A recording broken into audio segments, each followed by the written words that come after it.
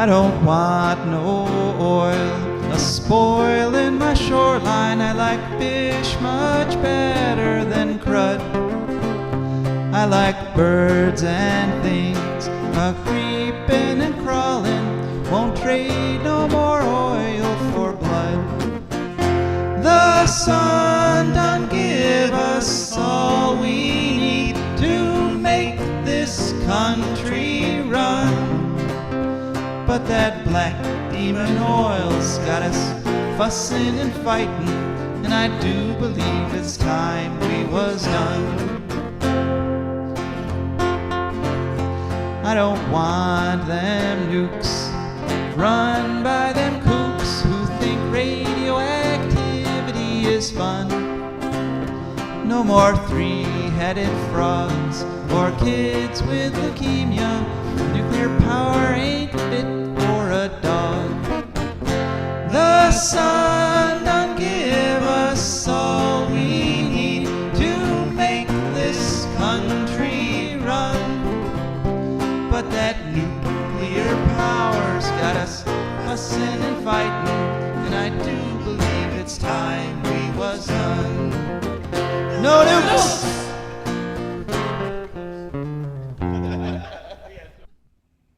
Good morning, Toledo, and good morning, Bowling Green. Good afternoon, Columbus, and hello to everyone on the internet, wherever and whenever you are. My name is Joe DeMare, and hopefully I'm here with my co-host, Rebecca Wood. Yes. Hi there. Sorry. There you are. That's okay. You're here. That's the important thing. So. There we go. Yeah, I've got your headphones in. We're all set, right? Yep. Okay, good. And together, Rebecca and I are about to create a whole new hour of radio called For a Green Future. And For a Green Future is a show where we talk about ecology and the environment. And we talk about them in the ways that they affect you, your wealth, your health, your happiness, the wealth and health and happiness of your friends and family and co-workers, and the diatoms in Lake Erie, and the little minnows that eat the diatoms, and the kingfishers that eat the minnows, and the eagles that eat the kingfishers, and pretty much everybody and everything, because, like it or not, all us critters are living together on this tiny little planet called Earth. And we have a really good show for you today. We're going to chat for another 10 minutes or so here. Then we have an interview with returning guest Pat Marida, and she's going to be talking about a truly ridiculous law that they're thinking of passing up there in Columbus that would claim that both natural gas and nuclear are, quote, clean, unquote, energy. So that'll be an interesting interview. Then we'll hear from our patrons, and then we'll hear from Rebecca. And Rebecca, what do you have to talk to us about?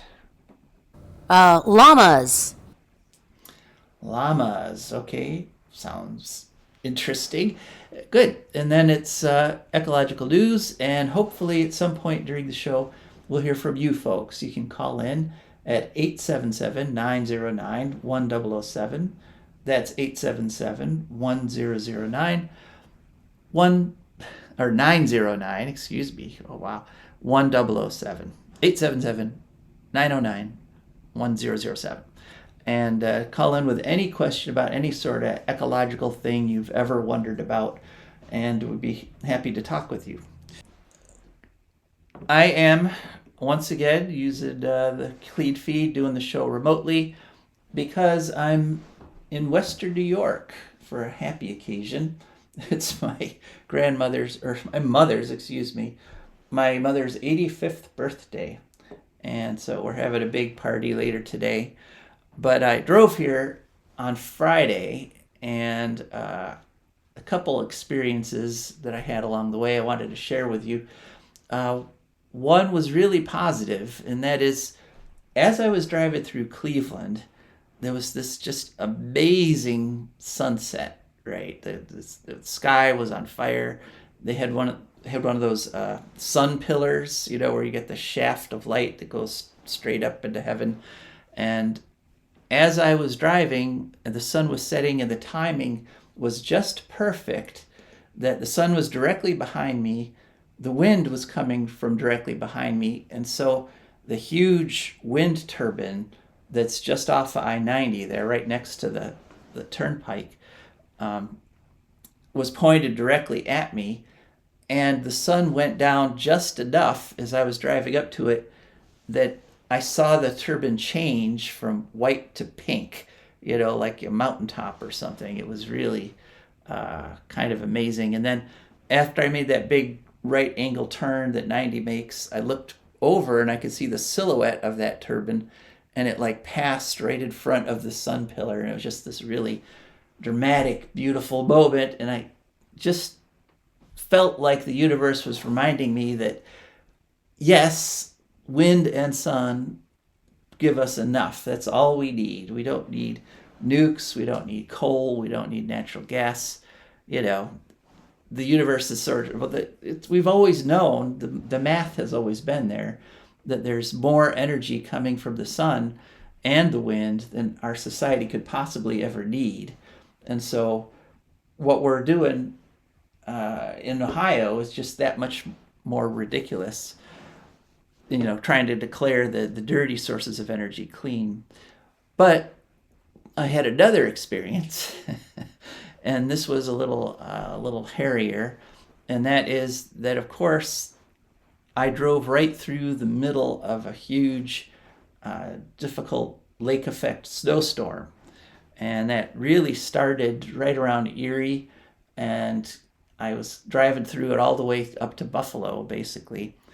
And with the worst of it in western New York, near the Seneca Reservation there, Seneca Indian Reservation. And it was about, really bad. I would say it was 8 on the 10 scale of bad lake effect snowstorms. Cars ahead of me, the ones who weren't from western New York, who don't know how to do this, they were driving like 25, 30 miles an hour. But even those of us who are from western New York and have driven in that kind of snow before, 40 was like the top speed you could go. And I was headed eastbound, and I looked over, and the westbound lanes were completely stopped, just like last week when they had those thousands of people stranded and had to survive off their car heaters for hours and hours. But I was able to drive through it. It was challenging. But the reason I had to drive through it, of course, is that the lake effect snow machine is going full blast, because here we are in mid-December, and Lake Erie is nowhere near freezing. Okay, there's 0 ice on the lake, according to NOAA. And the temperature of the water is 50 degrees. And so there's no ice coming in the near future. And it just reminds me that this is exactly what was predicted all the way back in the 1990s. I remember that there was a simulation that showed what was going to happen to temperatures and snowfalls. And just in these little crescents at the eastern end of all the Great Lakes, eastern side, those little areas are going to get colder and snowier, because the lakes are going to be evaporating, they're going to be dumping lake effect snow. And so even though everywhere else is going to get a lot hotter, that lake effect snow machine was predicted. And just like all the effects of global warming have been predicted and are happening and unfolding just as predicted, the only thing they got wrong was the rate. Okay, they predicted we would be here at this point at about 50 years. Okay, so it's happening much, much faster than the predictions. And the reason for that, Rebecca, is why do you suppose that is, Rebecca? Well, I'll tell you. Because they didn't take into account the positive feedback loops. That is, that as the globe gets warmer, that literally causes more warming. And so the rate of the warming is accelerating, and it's heading up towards that vertical line. And it's just on its way. But the good news, and I do want to say that in the spirit of that sort of inspirational moment I had driving through Cleveland, almost all the ecological news this week is good news. So worth sticking around for. It's not going to be an upper, not a downer. I'm back. Positive feedback, Luke. I guess better late than never, Rebecca. Yeah, okay. That was the correct answer, right? I mean, I did give it to you, so I don't know if you're going to get points for it, but But I didn't hear welcome it because I back. was trying to get back on the clean feed pass. Okay. All right. Well, so so all the news this week, almost all the news this week is good news. I was just telling people, so I'm looking forward to that. But we do know the solution. All right, we've got the solution. We've had Mark Jacobson on, and he's published lots of research. He's not the only one. There's thousands of studies. What we need is wind, solar, and storage, and we can shut down all the nuke plants and shut down the coal plants and shut down the gas plants and have a really clean future, a green future. And I just want to emphasize one more time that that future is better than the present. Because right now, all those sources are putting pollution, they're putting radiation, they're putting soot, they're putting all kinds of stuff that hurts people's health into the environment. And once we go wind and solar, all that pollution literally just goes away. We stop making it. And so, People don't understand that in the Midwest, people don't live as long. People in the urban brownfields do not live as long because of deaths of despair and liver cancer. I've lost like 3 people to liver cancer. yeah, that's right. This all this stuff sounds really theoretical, but what it actually turns out to be is your friends and family getting sick and dying. I mean, that's Yepers. the upshot of ignoring all these environmental issues. And so, luckily for all of us, there's a few people that very refuse to look away, that like dedicate their lives to trying to make things better, to fighting these fights. Uh, they're doing it disproportionately. You know, the few people that do focus on these issues are carrying more water than they should be. We should all be helping them out. But one of those people has always been Pat Marida, and she's been a tireless anti-nuclear activist for decades. So I was very happy to interview her about this upcoming HB 308. So let's go to that interview, Jared. Hello, and welcome back to For a Green Future. Could you please share with our audience your name and who you're with? Hi, Joe. My name's Pat Marida, and I am a coordinator with the Ohio Nuclear Free Network. I've been a volunteer working opposing nuclear power and weapons since 1981. Right. And I'm asking you on today because we got a development there in the Ohio Senate. Looks like they're going to vote on something called HB 308.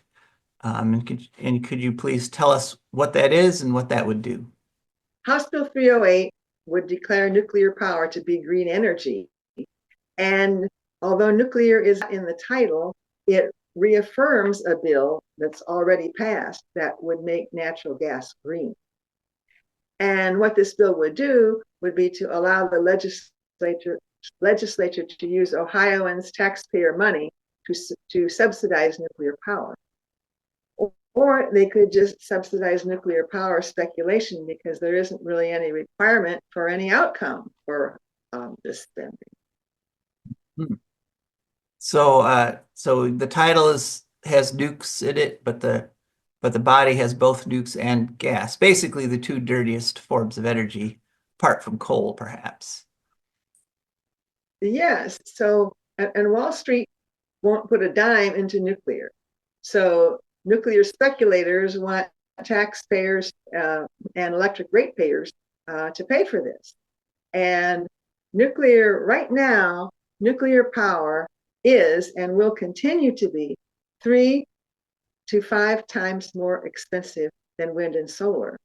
So, nuclear is not sustainable or renewable, and it doesn't matter what color you paint it. Mhm. And I say it's sort of like putting lipstick on a pig, because nuclear is definitely the biggest pig in town because it's the most expensive. Not to mention the idea of nuclear waste, um, which are produced in nuclear plants and which are causing problems all over Ohio, right? We have nuclear waste problems in several communities in Ohio, don't we? Yes, and it continues to accumulate, and there is really no solution for what to do with it. And everything that radioactivity itself, everything it touches becomes radioactive. So if I get near something that's radioactive, like nuclear waste, even a nuclear power plant, it's then certain parts of me will become radioactive. I will absorb some of that. And as it builds up, it's the more we have, the more problem it is. And then they want to ship it to New Mexico or Texas and put it into the lands of indigenous or low income or minority people. Just get it out of here, but you can't get it out of anywhere. And of course, shipping it would be a real nightmare. Because the shipping containers with nuclear waste give off gamma radiation that irradiates the people who are near that truck or near that train car. That's that is absolutely right. And that, not to mention, there are a certain number of accidents that happen, and there have been hundreds and hundreds of accidents already with well, thousands with nuclear power, small to large, from Fukushima and Chernobyl and 3 Mile Island down to just whatever you're standing next to. Mhm. Now, this is kind of ironic that they're trying to call nuclear clean when in the infamous House Bill 6 that we followed for so many years now, um, they eliminated all state subsidies for wind and solar. So they've stopped subsidizing the truly clean energy sources, but now they want to start subsidizing these dirty energy sources by calling them clean. Well, and wind and solar are ready to go right now, and nuclear would take at least 10 years to license and build, and as much as 20 years. And we don't know, sometimes these things fail halfway through. There have been a lot of nuclear power plants that have been partly constructed and not finished. Yeah, in fact, it's the majority that don't make it to completion. I think the figure basically from plants that are announced where they say, okay, we're going to build a plant to actually having a plant at the end, only about that it's 60% failure, basically. That only about a third of the plants that are announced and even get started construction actually make it to final construction. Well, that's that's certainly true about the announcement. There's a group called NuScale that they got licensed to build the Nuclear Regulatory Commission. First of all, we don't think that regulator, the NRC, Nuclear Regulatory Commission, is doing any kind of a good job of regulating. So they went ahead and they gave NuScale a license to build a nuclear plant.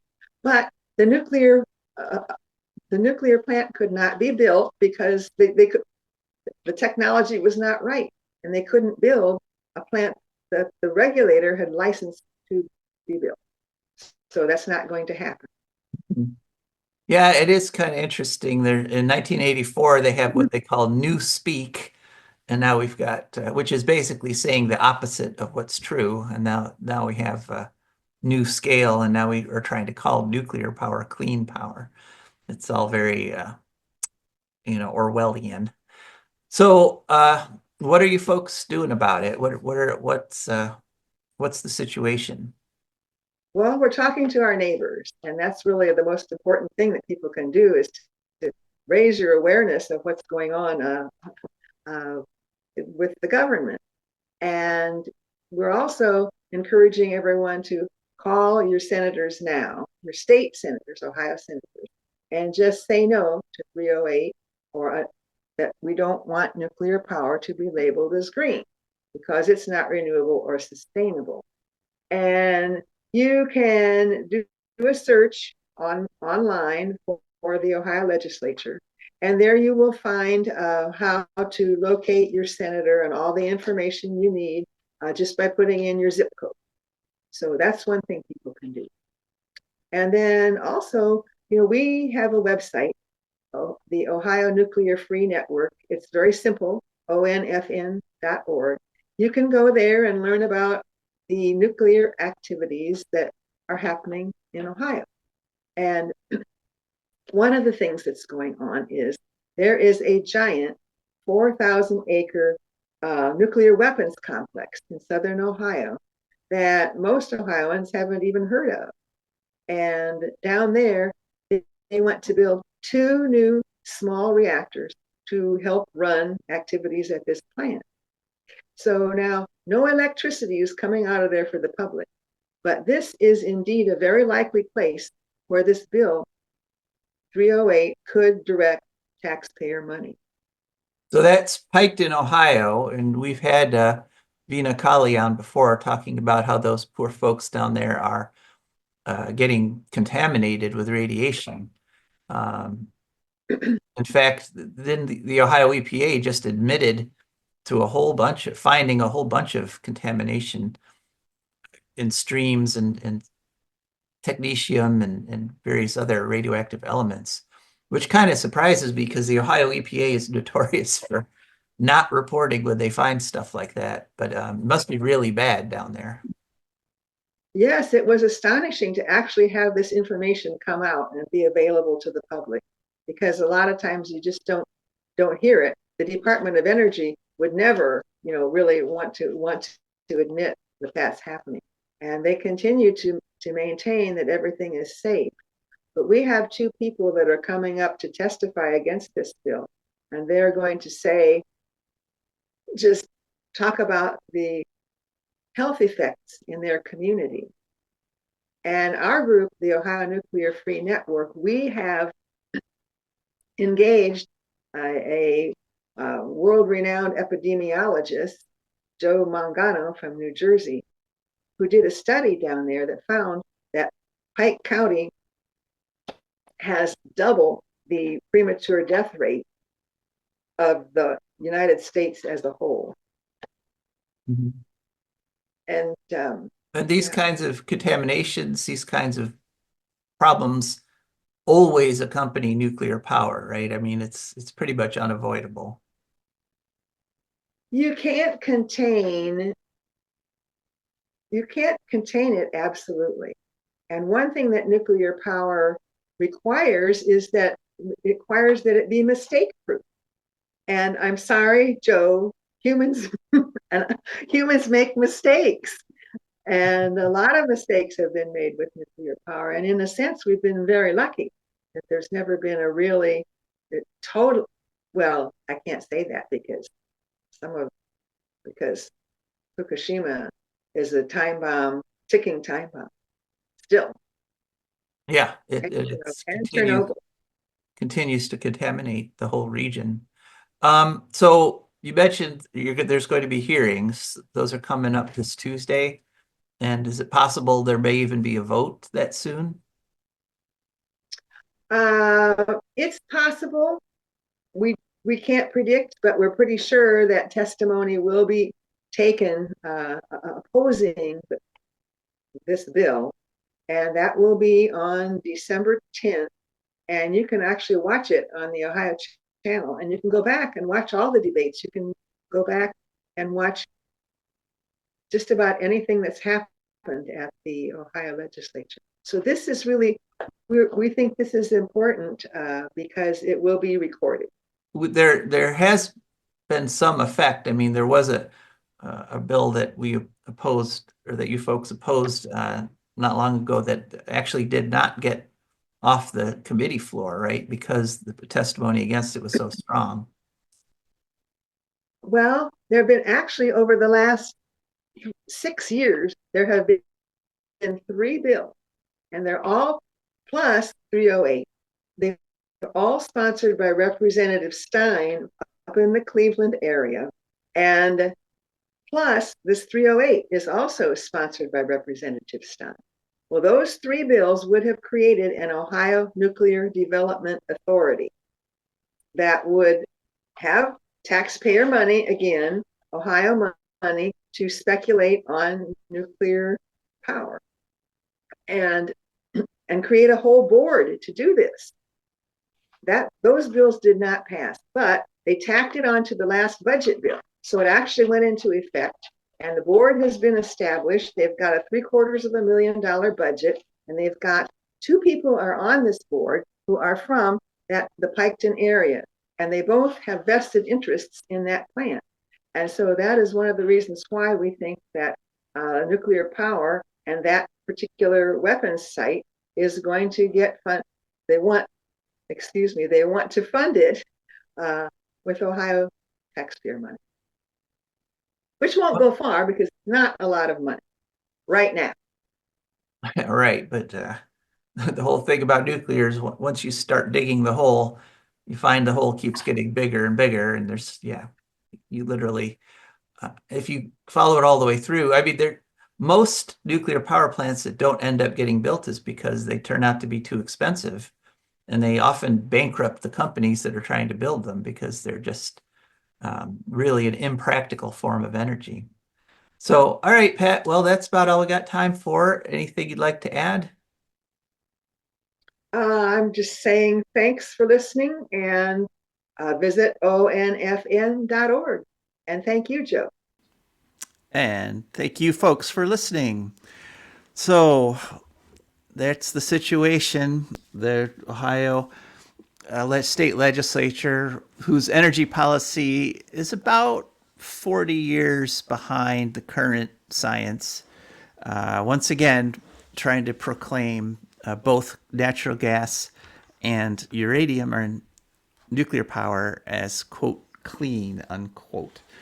That's been happening a lot, where like legislatures are declaring things that are true to be false, just like thinking they can change like the laws of gravity, just repeal them, they're so bothersome. But now onto some more positive stuff. One thing that we like to do every week is to thank our patrons. And patrons are wonderful people who've gone to patreon.com. That's Patreon. And there they searched for a Green Future. Up popped our Patreon page, and they looked through the different membership levels, picked a membership level that matched their budget, and every month a little bit comes out of their account, comes over to us, and that's how we can keep this show on the air. So thank you so much to our patrons. And we want to also make a pitch for advertisers. We are happy to advertise businesses that have an ecological bent or an environmental aspect. So if you're a company that sells bird seed, or maybe your organic flowers or something along those lines, check us out. Go to Joe DeMare foragreenfuture.org, drop us a line, and we'll come out and talk with you. All right, Rebecca, now it's time to talk with you. What exactly will we be talking about? We will be discussing llamas in honor of National Llama Day, which is going to be on the 9th, which is Monday, I think. Tomorrow. That's right, isn't it? So soon. Yeah. Really I know. We hardly have year. time to make plans. Yeah. Yeah. I guess you're supposed to like go to a llama farm or learn fun facts about llamas or something. Okay. I don't know. Anyway, according to multiple sources, it was full celebrated in Canada in 1932, and the story behind this is that it was originated because during the Manitoba Dust Bowl and drought, another human-engineered climate disaster, llamas were more were more resilient than other livestock. So people had their livestock died off, they had nothing to eat, no way to make money. But the llamas kind of came through. So that was cool. They don't look that Unfortunately, tough. nobody really knows where this story came from. They're all like, well, we kind of heard from somebody. It was about the Dust Bowl, Manitoba, but we don't know who said it.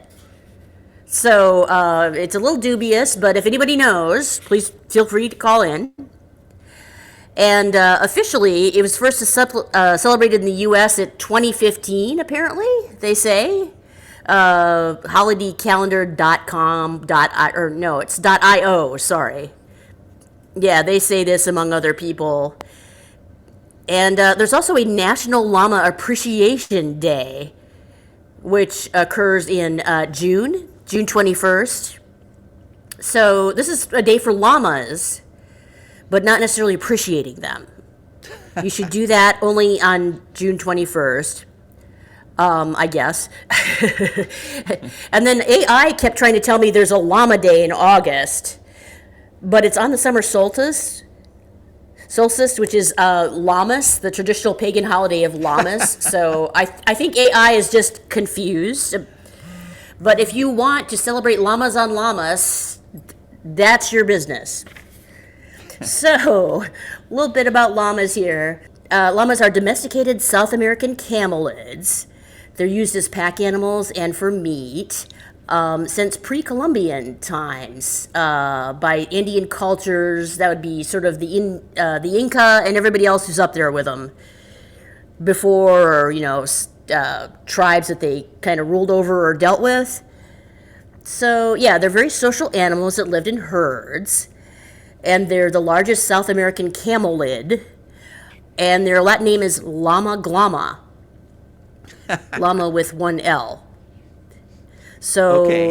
you could make them glamorous. They could be very glamorous animals. That could be done. So, but in fact, those are both native South American words for llama. So they have soft wool with low lanolin. Lanolin being the stuff that makes wool greasy, basically. But also make it soft, I think. I don't know. It's good for something. It makes it stick together. I remember it being mentioned in weaving class. It's important for something. Right. So they can carry 25 to 30% of their body weight for 5 to 8 miles, roughly speaking. They probably originated on the Great Plains 40 million years ago in North America, and then moved south 3 million years ago during the Great American Interchange, also called the Great American Biotic Interchange or the Great American Faunal Interchange, which was a thing that happened back in the Cenozoic, I think, where the Isthmus of Panama suddenly rose up because of volcanic activity. And suddenly the two continents were connected, and it led to a lot of disruption. Some species benefited, others not so much. So, but llamas found South America and abandoned North America at that point. I don't know why. Huh. So, some problems associated with llamas is that in excessively large numbers on fragile alpine ecosystems, they can contribute to overgrazing, which leads to plant depletion and soil erosion. So, but yeah, they can also compete with native herbivores and eat their food. They can cause plant disruption, it can cause it, and that can overturn a whole ecosystem. Because when you eat the stuff that everybody else is eating, then they eat something else, or new plants move in, and the animals that like those move in, and it's just chaos. They can also spread invasive species of various kinds through their dung, plants, I guess.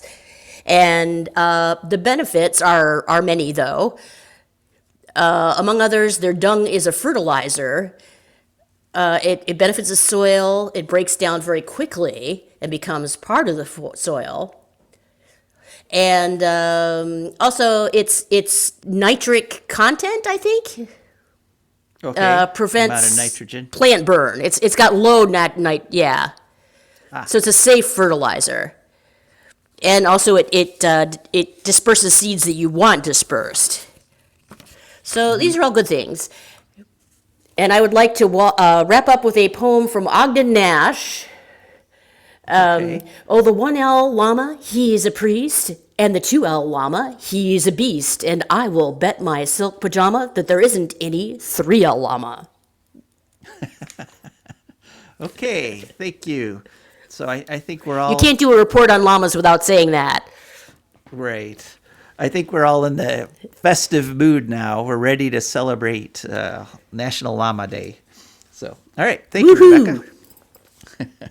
Thank Okay, you. moving on to ecological news. And as I said, almost all of it is positive this week. But we're going to start with a story that is here in Ohio that kind of follows on what we were talking about in our interview with Pat Marida. And that's the story was in the Scioto Valley Garden, and the title is Ohio EPA reports radioactive contamination and environmental violations at Piketon Atomic Plant. This is a story that ran on December 3rd, and apparently they did testing at the Little Beaver Creek, which runs along this whole huge Piketon plant, and they found all kinds of radioactive stuff. It's the Portsmouth gaseous diffusion plant, which is used to enrich uranium to make both nuclear fuel for nuclear plants and nuclear bombs. So they found technetium-99, which is nasty, and thorium-230, which thorium-230 is an alpha emitter, which gives off alpha radiation, which isn't so bad if it's coming from the outside, but if it comes from the inside, then it just tears your cells to pieces. It's really a nasty kind of radiation. And there's lots of it apparently there, way over the safety level. And these things, both technetium and thorium and a lot of the other radioactive elements, accumulate in the body. So the more you get exposed, the larger your exposure comes, and the more damage it does to your body. In fact, the Ohio EPA mentioned that there's been 121 wastewater violations from 2018 to 2024, and not just radiation. There's also high levels of mercury, high levels of suspended solids, basically huge pollution of every sort coming out of that gaseous diffusion plant.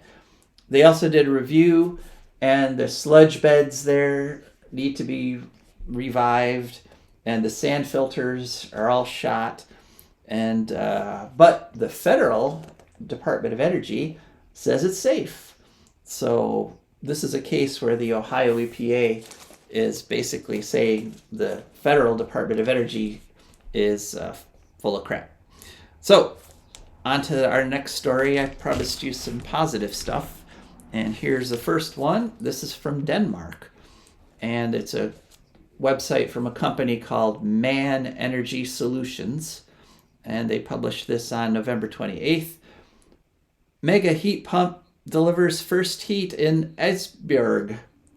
So this is the largest heat pump in the world, a 70 megawatt heat pump.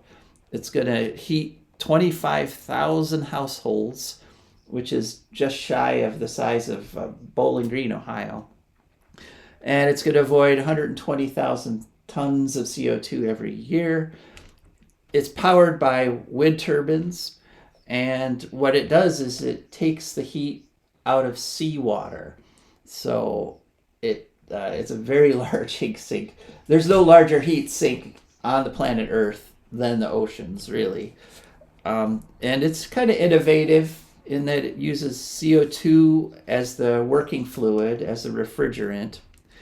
And it also has a couple motors, magnetic motors, that are hermetically sealed, and the bearings are magnetic bearings. So there's no oil, no maintenance. These things will just purr along for decades without wearing out and providing heat to 25,000 households. And if you don't think heat pumps are a practical way to heat your house, just remember Denmark. Okay, that's really cold. And also Canada uses heat pumps as one of the primary heat sources for new builds. And in fact, that's where we're going for our next story. We're going to Vancouver. And there's a story here. Vancouver Council's gas plan goes up in smoke after fierce public pushback. This was published on November 29th. And essentially, Vancouver 2 years ago passed a climate emergency action plan wherein they banned fossil fuels for heating water or heating the building for any new builds in Vancouver. So it didn't get rid of the old bills, but it said if you build anything new, it can't be heated with gas. And that's been in place since 2022. But they've got a corrupt mayor and a bunch of right-wing councilors that this past couple months, they just tried to bring gas back. Essentially what happened is for the last 2 years, the gas companies have been doing massive lobbying, dumping tons of money into the political scene there. And so they proposed a law saying, you know how we said we're not going to have new gas? We're just going to get rid of that and we're going to have new gas. Well, there was a tremendous backlash in Vancouver because what the impetus for this bill was the infamous 2021 heat wave. Now, a lot of us have forgotten about that already, but they had temperatures there over 120 degrees for a long time. It was like a week straight. And in Vancouver, they lost 600 people. 600 people died because of the heat. Because in Vancouver, you don't have air conditioning. They've never needed it. But it killed all these people. And so that's why they declared it a climate emergency and pushed this law through. And so what happened is they opened this up and speakers came 10-1 against it. And all that won, those few people that spoke in favor of bringing natural gas back, they all worked in the industry and their jobs, they money was directly dependent on continuing to sell people gas. So good news out there in Canada. They're on track. If they get rid of the gas, that gets rid of 55% of their CO2 emissions. So good on you there in Canada. Next story, off to Australia. Renew Economy, November 29th. Australian homes could slash energy bills by 2/3 by cutting out gas and petrol, AEMC says. AEMC is the Australian Energy Market Commission, and that's the government agency that's responsible for maintaining the grid and setting prices. And so they did a study. This is the first study looking at the effect of electricity prices on average households. And so right now, the average Australian spends about $5,000 a year in order to get their gas and to heat their homes. And so they did the numbers, and if all the households switched to solar with battery and switched from gas cars to electric cars, they would save about $3,500. Their annual energy bill would drop from $5,000 to $1,500. And that's also doing some things like charging those batteries when the electricity prices are low, like when there's lots of solar power going into the grid during the warmest part of the day. And they also predicted that just with the current way Australia is switching over to alternative energy, the prices are going to drop about 13%, even if everybody doesn't do all these wonderful things.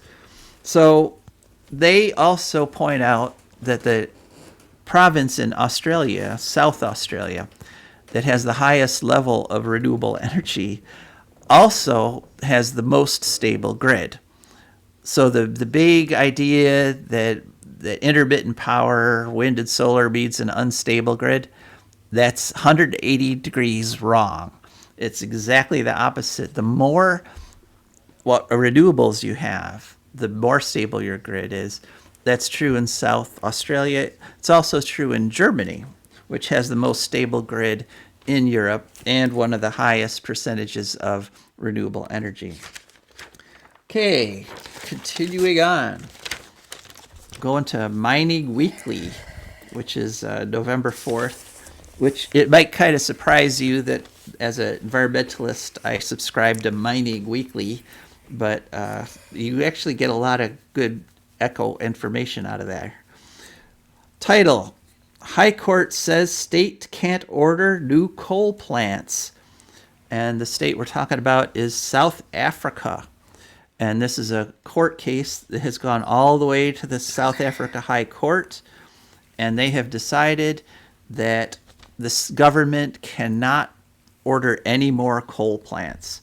They had ordered a 1.5 gigawatt coal plant, and a bunch of environmental groups got together, brought suit, and they said that this would harm the public health.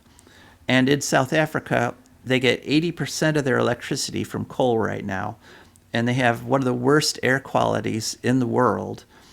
And so the court agreed. They said, you're killing people.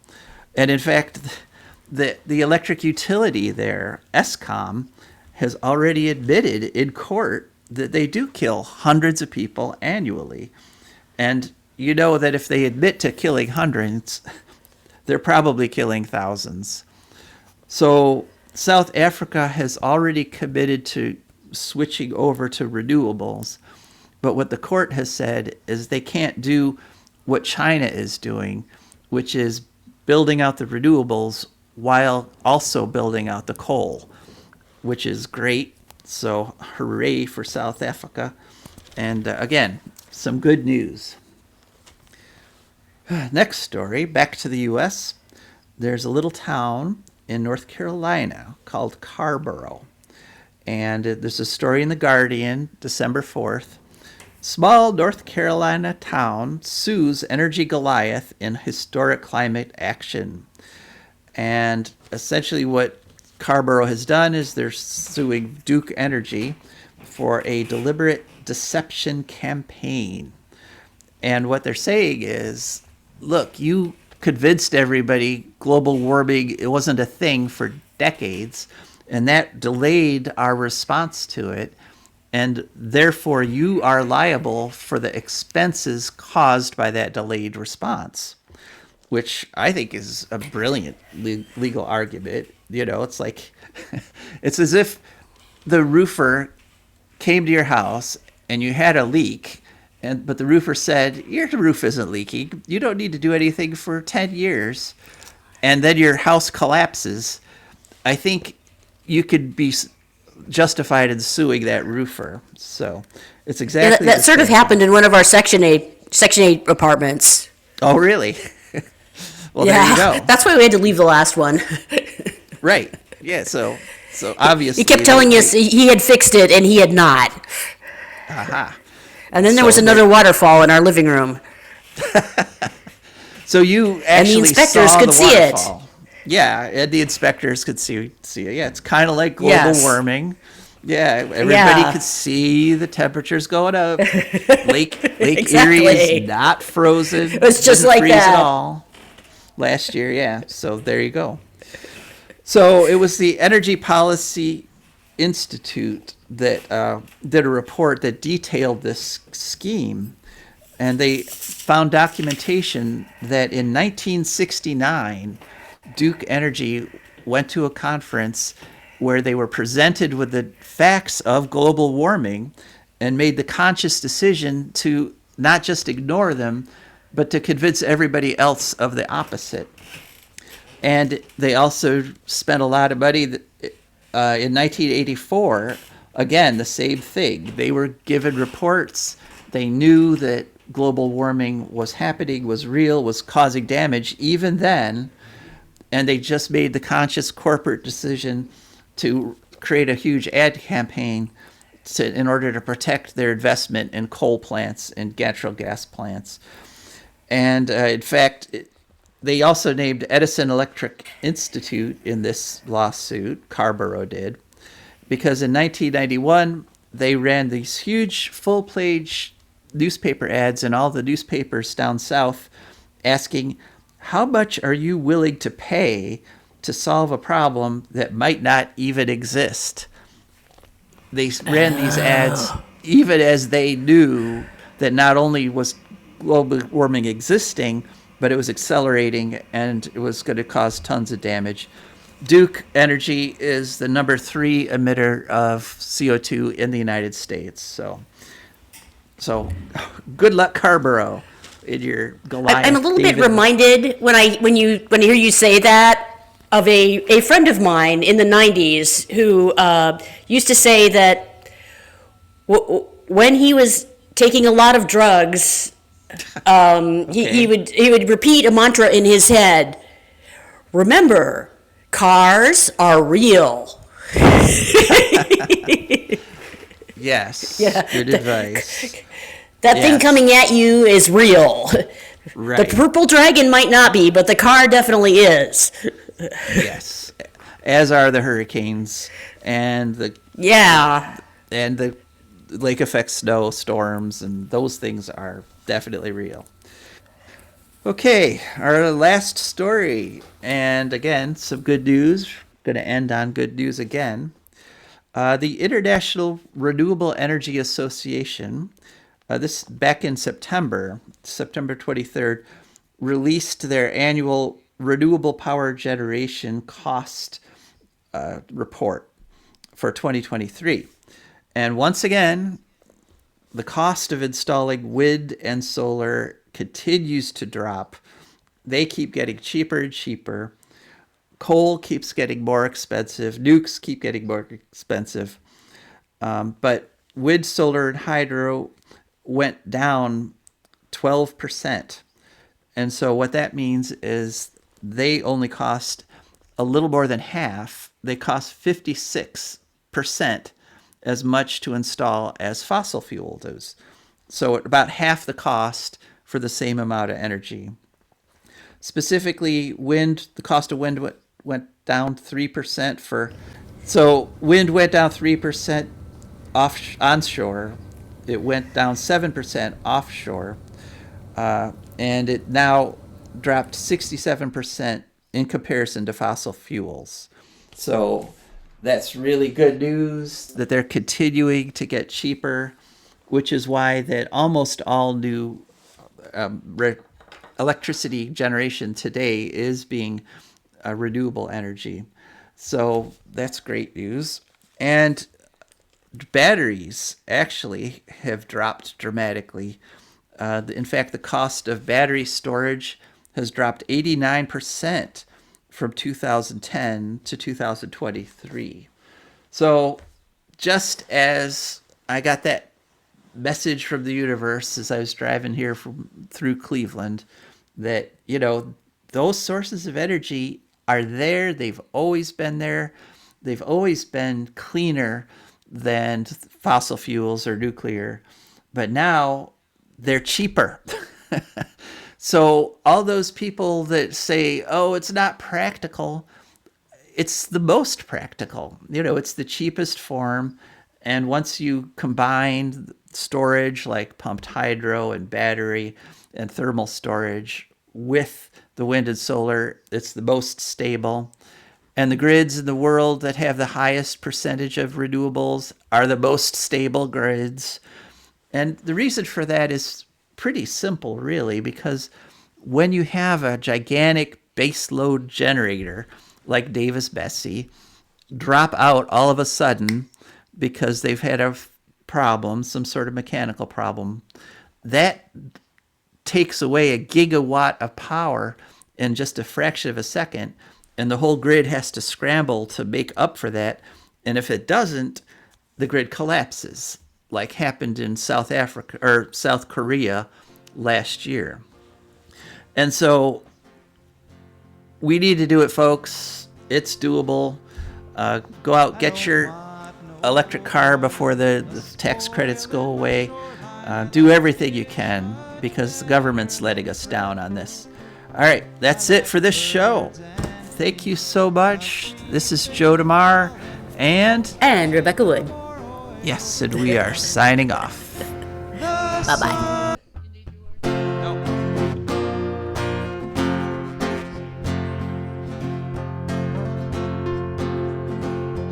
I don't want no oil, a spoil in my shoreline. I like fish much better than crud. I like birds and things, a-creeping and crawling. Won't trade no more oil for blood. The sun done give us all we need to make this country run. But that black demon oil's got us fussing and fighting, and I do believe it's time we was done. I don't want them nukes run by them kooks who think radioactivity is fun. No more three-headed frogs or kids with leukemia. Nuclear power ain't fit for a dog. The sun done give us all we need to make this country run. But that nuclear power's got us fussing and fighting,